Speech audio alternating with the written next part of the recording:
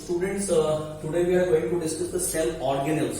तो cell organelle जैसा कि हमने पिछले लेक्चर में डिस्कस किया था, on the basis of the number of membranes we have the double membrane cell organelles. और डबल मेम्ब्रेन सेल ऑर्गेनेल्स में हमारे पास कौन कौन से, माइटोकॉन्ड्रिया एंड द प्लास्टिड्स।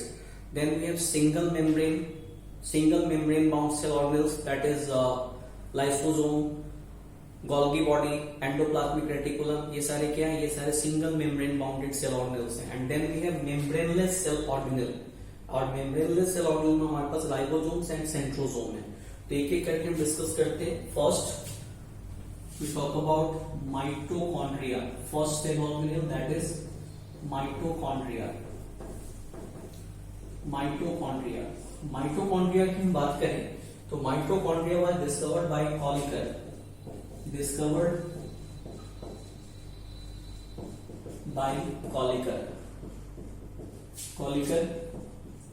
कॉलिकर ने इसको डिस्कवर किया था, but the name mitochondria was given by Benda and named bye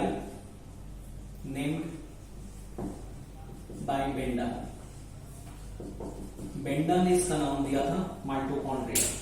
तो दो साइंटिस्ट के नाम हम याद रखते हैं, इसको डिस्कवर किया था कॉलिकर ने और इसका नाम माइटोकॉन्ड्रिया दिया था बेंडा ने। अब इसमें क्या है, it is a double membrane bound structure, double membrane bound structure, double membrane bound structure, double membrane होती है और इस वजह से इसके अंदर जो है वो दो चैम्बर बन जाते हैं।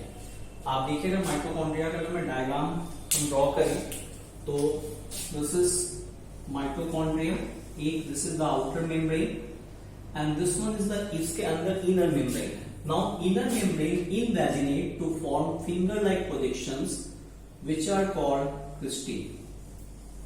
ये इनर मेम्ब्रेन है जो अंदर की तरफ इस ढंग से इन्वेजिनेट हो जाती है और इन्वेजिनेट होकर ऐसे फिंगर लाइक प्रोजेक्शंस बनाती है and these finger like projections are called cristae. तो अब इस क्रिस्टी के ऊपर, इस क्रिस्टी के अंदर देखिए इसमें क्या क्या स्ट्रक्चर्स है। यहाँ पे it has such tennis racket like structure, पूरे के पूरे क्रिस्टी के ऊपर टेनिस के रैकेट की तरह स्ट्रक्चर्स होती हैं विच आर कॉल्ड ऑक्सीजोम्स और F0 F1 पार्टिकल्स। इस तरह की स्ट्रक्चर हर जगह पूरी क्रिस्टी के ऊपर होगी। फिर इसके अंदर एक लिक्विड भरा है and that is called matrix. Matrix के अंदर रेस्पिरेटरी एंजाइम्स होते हैं और इसी के अंदर आपको क्रेब्स साइकिल होती है। क्रेब्स साइकिल एक साइक्लिक प्रोसेस है जिसके थ्रू एनर्जी की फॉर्मेशन होती है in the case of aerobic organism जिसमें एरोबिक रेस्पिरेशन होती है। हायर क्लासेस में आप पढ़ेंगे respiration is of two type, aerobic and anaerobic. Aerobic respiration which takes place in the presence of oxygen and anaerobic which takes place without oxygen. तो जितने भी aerobically respiratory organisms हैं उनके सेल के अंदर माइटोकॉन्ड्रिया होता है, दैट इज यूकैरियोट जितने भी हैं, और प्रोकैरियोट में माइटोकॉन्ड्रिया नहीं होता क्योंकि प्रोकैरियोट में एरोबिक रेस्पिरेशन नहीं होती। तो इसके अंदर दिस इज मैट्रिक्स। एक दो चीजें और, mitochondria and chloroplast are considered as unique cell organelles. Unique in the sense they have their own DNA and ribosomes. Cell के अंदर डीएनए कहां पे होता है, न्यूक्लियस के अंदर होता है and DNA acts as the genetic material as we have discussed in the previous lectures. But cell के अंदर दो ऐसे ऑर्गेनेल हैं, माइटोकॉन्ड्रिया एंड द क्लोरोप्लास्ट, जिसके अंदर अपना डीएनए मौजूद होता है और साथ के साथ 70S टाइप का राइबोसोम्स भी मौजूद होता है and that's why they are unique cell organelles and they are also semi-autonomous. Semi-autonomous क्यों? डीएनए के प्रेजेंस की वजह से ये अपनी हर एक्टिविटीज के लिए न्यूक्लियस पर डिपेंड नहीं है। अपनी काफी सारी एक्टिविटीज को ये प्रोटीन मैन्युफैक्चरिंग के थ्रू, चूंकि इसके अंदर राइबोसोम्स ही मौजूद है तो प्रोटीन बना लेते हैं और उस प्रोटीन के अकॉर्डिंगली अपनी काफी सारी एक्टिविटीज को ये खुद कंट्रोल कर लेते हैं। That's why they are semi autonomous और यूनिक सेल ऑर्गेनेल्स। तो देखिए इसके अंदर आप देख सकते हैं यहाँ पे जैसे सर्कुलर डीएनए होती है, this is DNA, circular DNA होना प्रोकैरियोट की कैरेक्टरिस्टिक्स है, बट इसके अंदर सर्कुलर डीएनए प्रेजेंट है। फिर यहाँ पे राइबोसोम्स है, राइबोसोम्स एक की तरह स्ट्रक्चर्स होती है। तो अगर इसको लेवल करें तो this is outer membrane, this one is outer membrane and this one is inner membrane, this is inner membrane और इस आउटर इनर मेम्ब्रेन की वजह से दो चैम्बर बन गए, this is outer chamber, this is inner chamber. और inner chamber के अंदर ये क्रिस्टी फिंगर लाइक स्ट्रक्चर्स, और इसके ऊपर इसके अंदर जो लिक्विड है, this liquid is called matrix, this liquid is called matrix. और इसी मैट्रिक्स के अंदर स्पाइकली एंजाइम्स होते हैं, this liquid is called matrix. जो एग लाइक स्ट्रक्चर है, this is ribosome, 70s type का राइबोसोम्स यहां पे प्रेजेंट होता है। And this is circular DNA, ये इसका अपना डीएनए है जो इसकी यूनिक कैरेक्टरिस्टिक है। और इसके ऊपर इस तरह की आप जो स्ट्रक्चर देख रहे हैं, दिस इज ऑक्सीजोम्स, या हम इसको F0 F1 पार्टिकल्स भी बोलते हैं।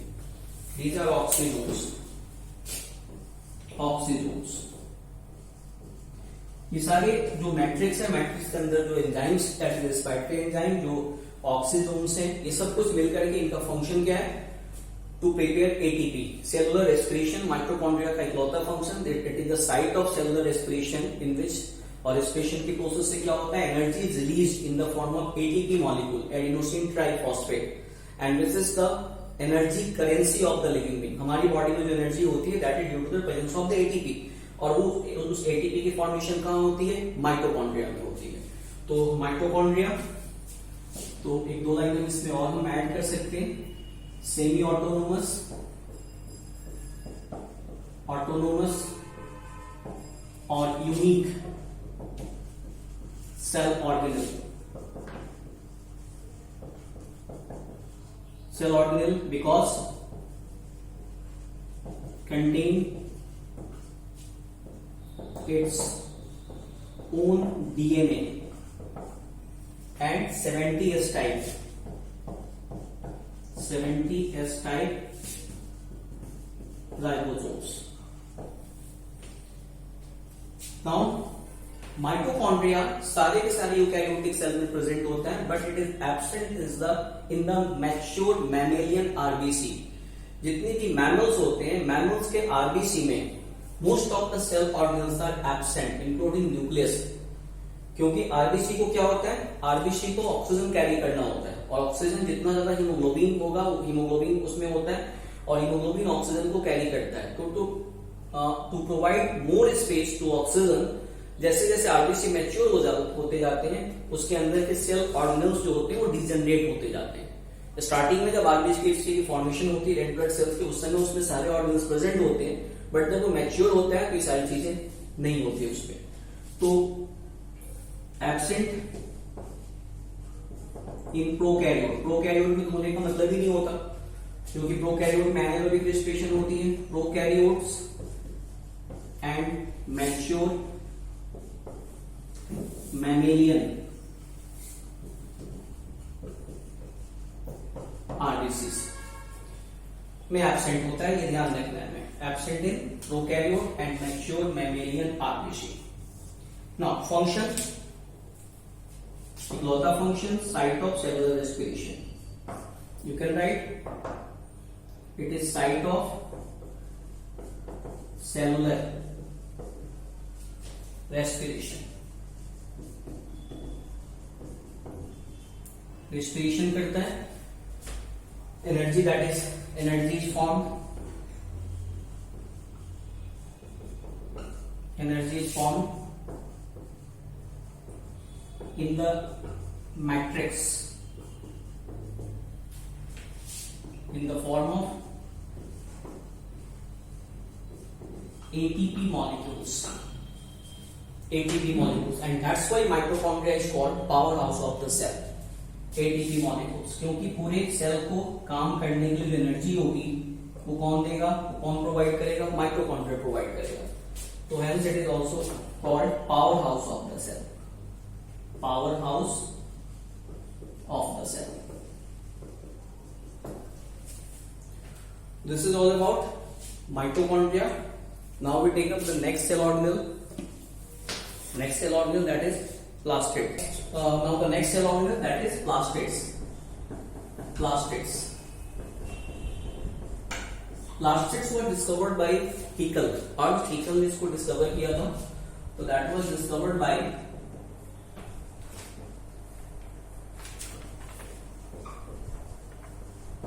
discovered by Haeckel. Haeckel in 1886.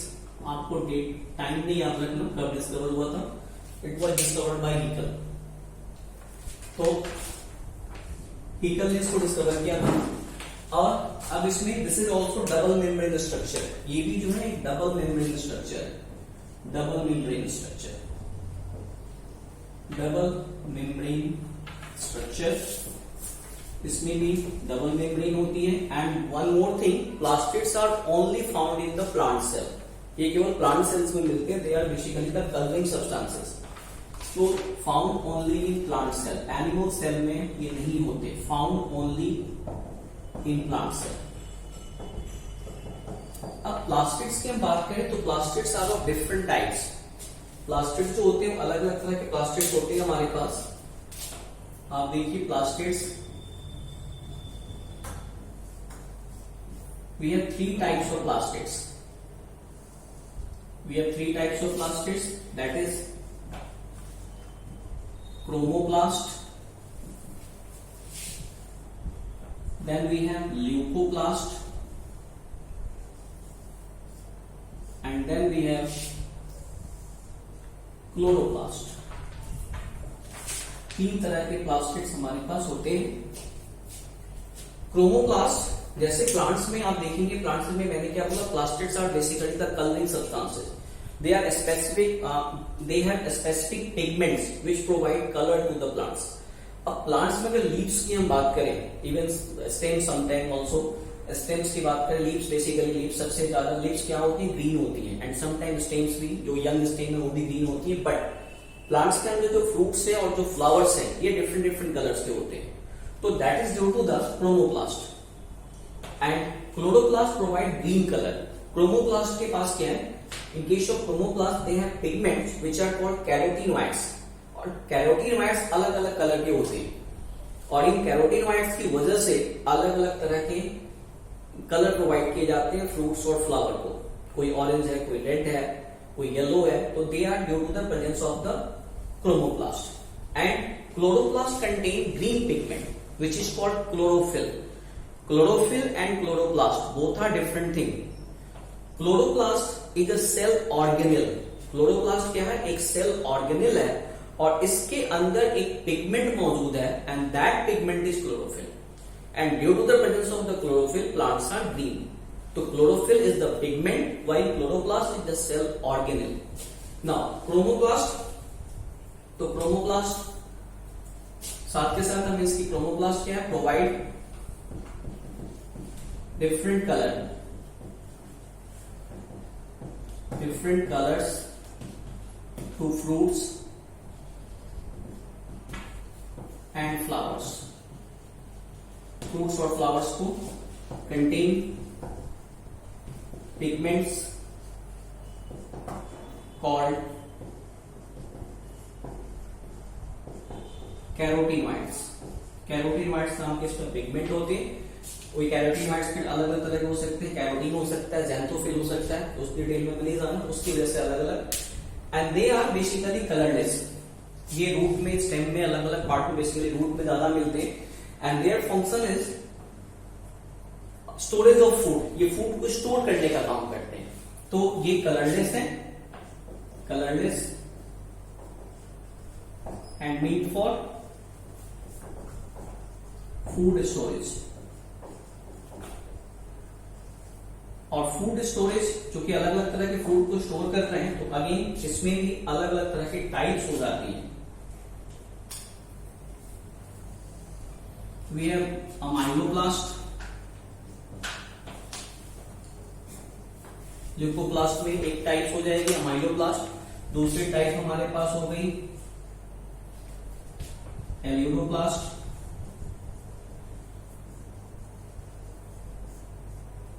Aleuroplast और एल्यूरोप्लास्ट या फिर प्रोटीनोप्लास्ट. You can also say proteinoplast. And then we have elaioplast.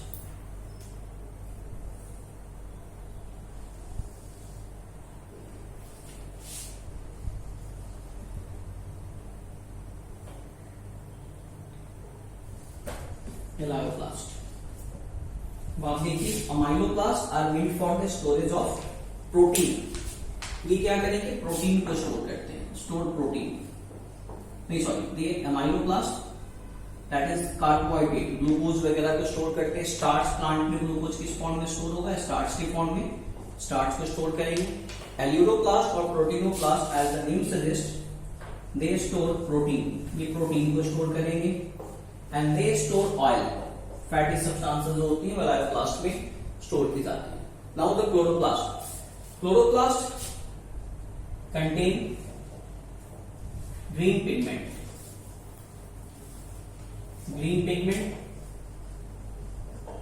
कौन सा, कॉल्ड क्लोरोफिल। और chlorophyll are made for the photosynthesis.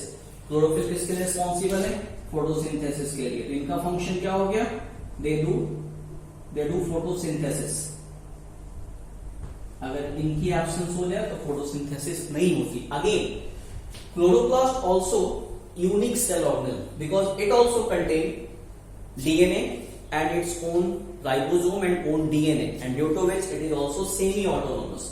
तो क्लोरोप्लास्ट semi-autonomous, ये भी है semi-autonomous because contain its own DNA and 70s type ribosomes, 70s type ribosomes।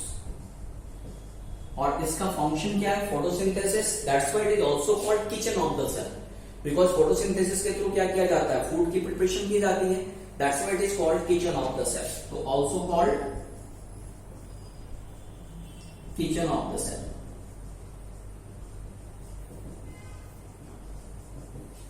Kitchen of the cell. तो this is all about plastids, plastids colouring substances और basically मतलब colouring cell organelles. और ये आपको कितने तरह के हैं, ये केवल पहली बात ही केवल प्लांट सेल में होती है, एनिमल सेल में प्रेजेंट नहीं होते। They are of 3 types, chloroplast, chromoplast, leucoplast. Chloroplast के अंदर ग्रीन पिगमेंट प्रेजेंट होता है, दैट इज क्लोरोफिल। उसकी वजह से ये फोटोसिंथेसिस की प्रोसेस करते हैं और फोटोसिंथेसिस में फूड की मैन्युफैक्चरिंग की जाती है। That's why chloroplast are called kitchen of the cell. Chromoplast are of different colours, जो फ्रूट्स और फ्लावर्स को अलग अलग कलर प्रोवाइड करते हैं। And leucoplast are made for the food storage. And these are of 3 types, amyloplast, aleuroplast and elaioplast. Amyloplast starch को store कर देते हैं, एल्यूरोप्लास्ट प्रोटीन को, और एलायोप्लास्ट में they are made for the storage of fat और ऑयल। तो next cell organelles we can now the next cell organelle, that is endoplasmic reticulum, endoplasmic reticulum।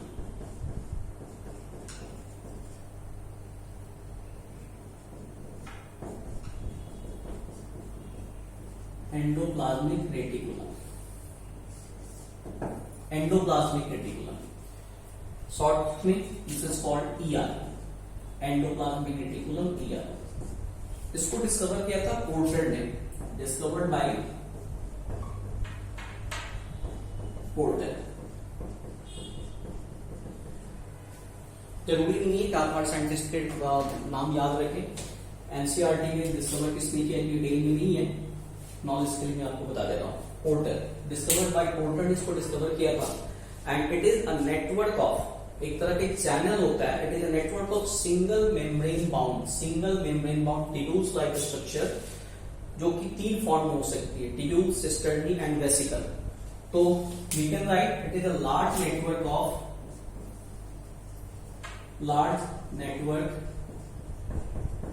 Of single membrane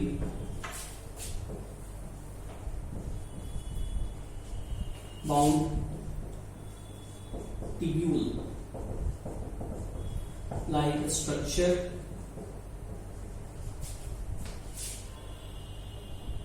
present in the form of cisternae, vesicle और tubules। 3 form में present हो सकते हैं, cisternae, vesicle और tubule. देखिए आप, cisternae क्या होती है, वेसिकल्स क्या होते हैं, टिब्यूल्स क्या होते हैं। अगर ये इस फॉर्म में प्रेजेंट है, इस फॉर्म में ऐसे लंबी लंबी स्टॉक लाइक स्ट्रक्चर में प्रेजेंट है, जिसके ऊपर राइबोसोम्स भी समटाइम अटैच्ड होते हैं, now such structure are called cisternae. Meristem से है and may be standard with the ribosomes. इसके ऊपर राइबोसोम्स हो सकते हैं, नहीं भी हो सकते। अगर राइबोसोम्स प्रेजेंट है तो हम इनको बोलते हैं रफ एंडोप्लाज्मिक रेटिकुलम, और अगर राइबोसोम्स एब्सेंट हैं then they are called smooth endoplasmic reticulum. These are cisternae. Vesicles किसको बोलेंगे हम? वेसिकल्स पिस्टन की सैक लाइक स्ट्रक्चर है, दीज आर वेसिकल्स। ये वेसिकल्स के फॉर्म में वेसिकल्स, दीज आर वेसिकल्स। और टिब्यूल सिस्टर्नी है but now they get branched.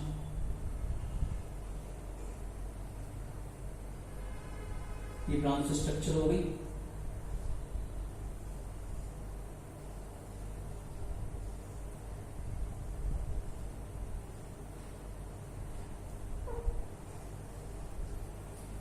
So now this is called tubules. So these are cisternae, vesicle and tubules.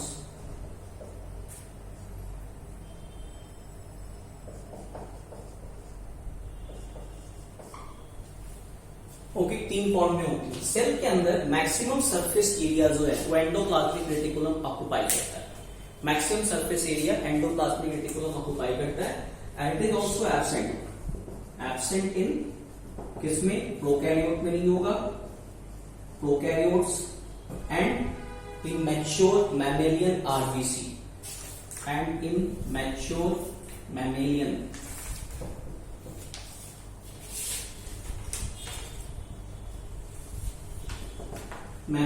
RBC. और दो तरह का हो सकता है ये, it is of two type basically. It is अगर इसके ऊपर प्रोटीन जो प्रिपेयर करने वाले ऑर्गेनेल है राइबोसोम्स अगर वो अटैच्ड हैं तो then this is RER, rough endoplasmic reticulum. उसकी वजह से सरफेस थोड़ा सा रफ हो जाता है। और अगर वो मौजूद नहीं है तो that is smooth endoplasmic reticulum. तो two types, that is RER, rough endoplasmic reticulum, and SER, that is smooth endoplasmic reticulum. तो RER means contain ribosomes on their surface and here without